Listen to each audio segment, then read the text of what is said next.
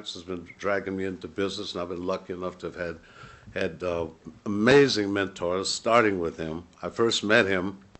I got 101 entrepreneur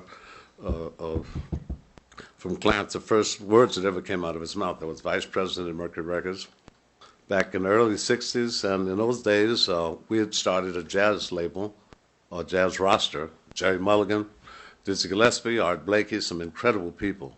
And at that time, the advances were astronomical in the day, Clarence, you have to admit that. $100,000 advances. I mean, nobody, we couldn't even count that much money back then.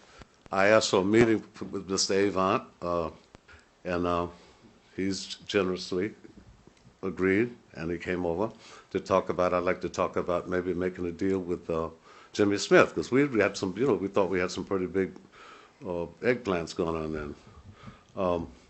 So Clarence came in and I said, yeah, I'm really interested in Jimmy Smith. He said, what? I said, what have you got in mind, Clarence? He said, without even stuttering, and as I found out later, he studied with Joe Glazer, who said, say as much as you can without stuttering. And he said, $450,000. And I thought he'd been dropped on his head when he was a child. That's how we met. And he didn't say another word. I said, you're crazy. It's not, I could get 5 artists for that. And he came back, I guess, a month or so later. I said, I got my deal. And we've been joined at the hip ever since. So Quincy talked about Jimmy Smith. My attitude was very simple. Well, if you're going to ask for $100,000, what I was reading about, well, hell, that's like everybody else. So I asked for $450, and I got it.